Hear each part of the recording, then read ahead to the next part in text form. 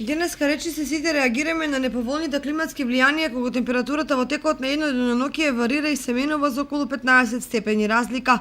Имуни на ваквите промени се хронично болните лица како и метеопатите чие здравје влијае директно од времето. Меѓутоа, од наглите временски промени не изостануваат и младите, на кои временските промени како на расположението им влијаат и на здравјето. 90% од граѓаните се будат со главоболка или вртоглавица. Да, еден ден топли, еден ден ладни.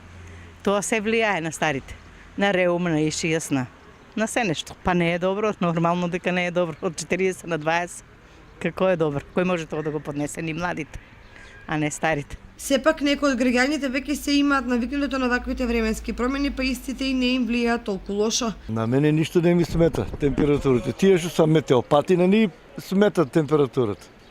А на мене ништо не ми смета. И жешко и ладно. Менјам 2 лета за едно зимо. Ништо, према мене се е добро, па сега према друг зависи. Во најмала рака да се избегнат проблемите кои се јавуваат како последица на временските промени, се препорачува слушање на лекарските совети како за хронично болните, метеопатите и бремените жени, така и за останатите луѓе.